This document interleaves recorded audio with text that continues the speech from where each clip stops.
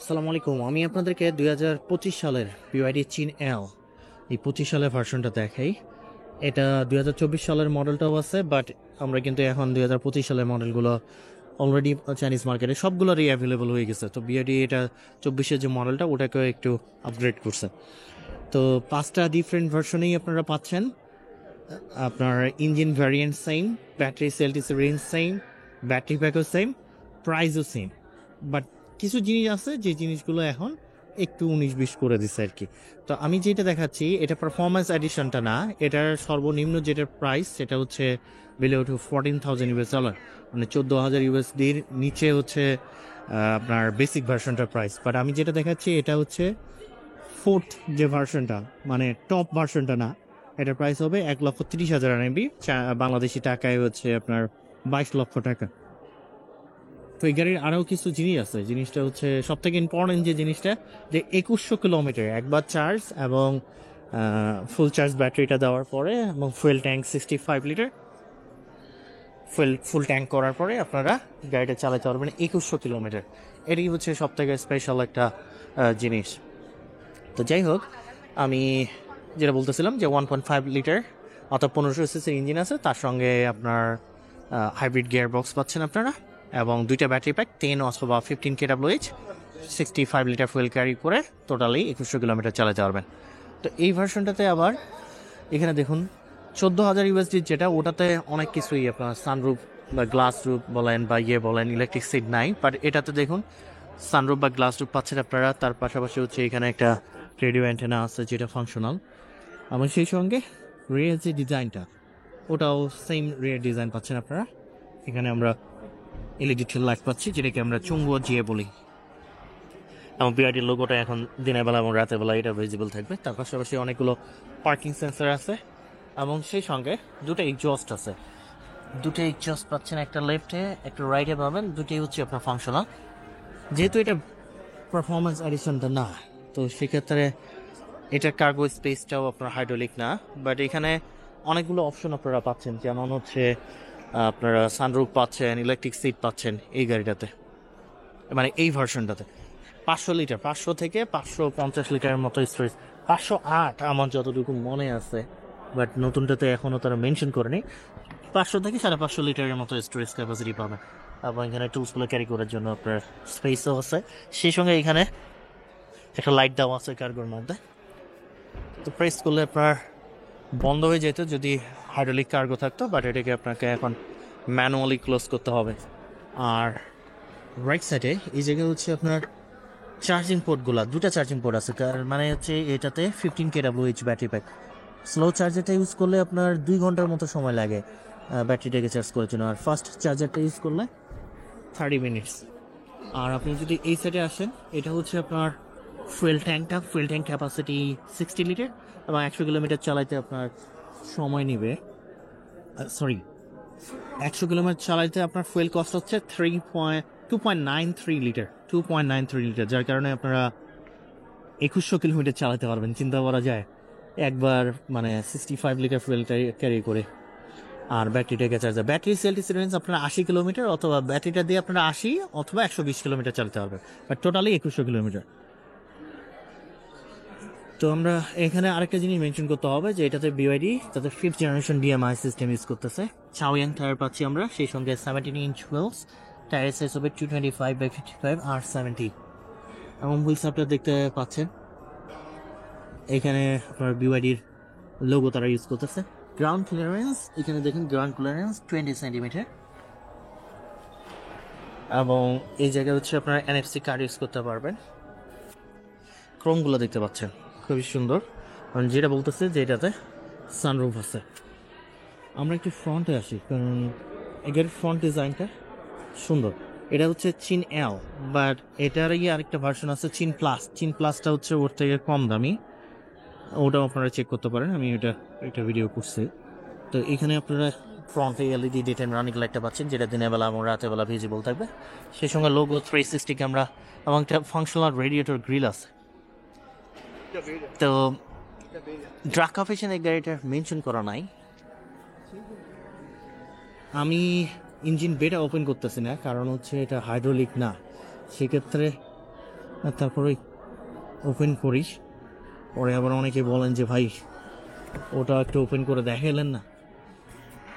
যাই হোক, হাইড্রোলিক না হলে প্রবলেম যেটা হয় যে আমার এক হাত দিয়ে আপনার ক্যামেরা ধরতে হয়, আর হচ্ছে এক হাত দিয়ে এটা ওপেন করে লাগাইতে আমার জীবন বের হয়ে যায়। এই যে দেখেন ইঞ্জিন বে, এটা বন্ধ করে দিই, এটা বেশ হ্যাভি। তো 1500 সিসির যে ইঞ্জিনটা, সেটা দিয়ে আপনারা হর্স পাওয়ার কতটুকু পাবেন?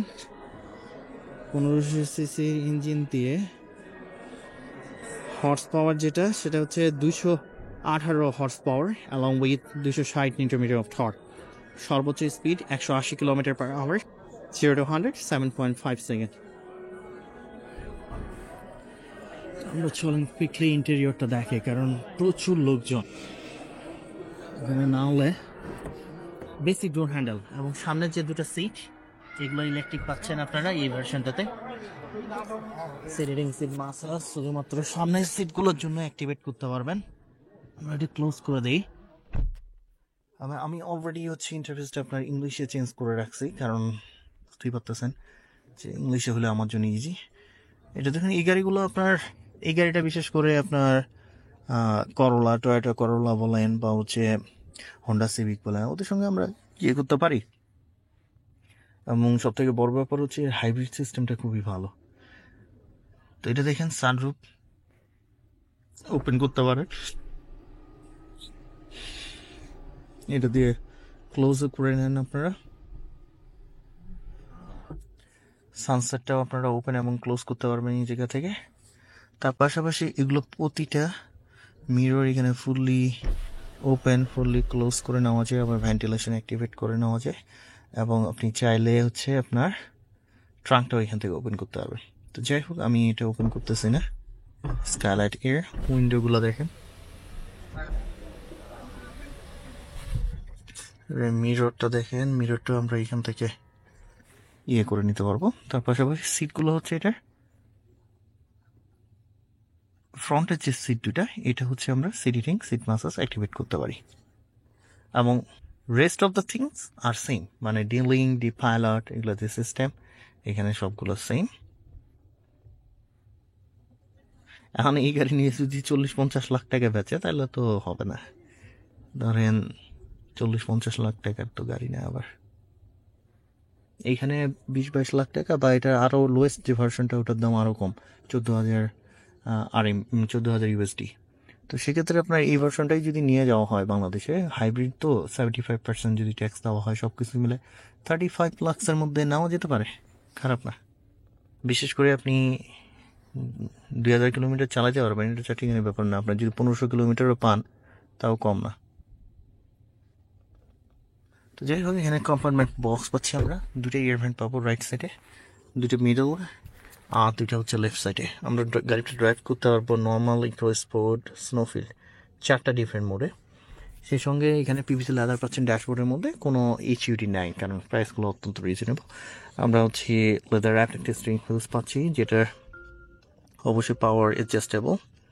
ইন্ডিকেটারের সাউন্ডগুলো শুনতে পাচ্ছেন, এটা কেমন জানি আমার কাছে টন লাগতেছে। যাই হোক, এখানে একটা প্যাডেল শিফটার লেফট সাইডে দেওয়া আছে, রাইট সাইডে নাই।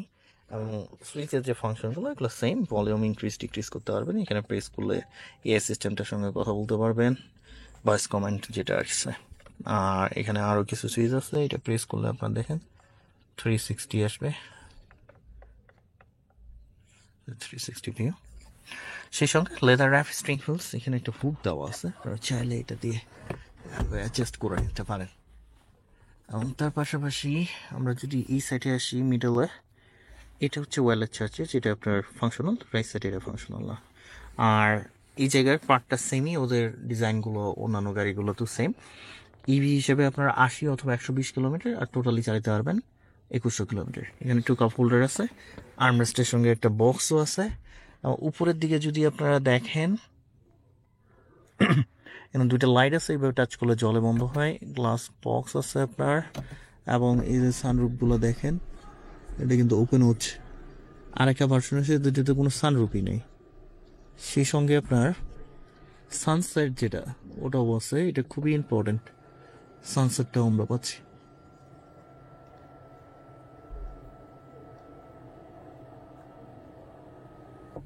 এভাবে আমরা ওপেন এবং ক্লোজ করে নিতে পারি। সেই সঙ্গে এখানে মিররের সঙ্গে আপনার একটা লাইট আছে। তো আমরা একটু সেকেন্ড রোটা কুইকলি দেখাই। আসলে লাঞ্চ টাইম আমার অলমোস্ট শেষের দিকে, কুইকলি একটু কাজ করে খিদাও লাগছে প্রচুর।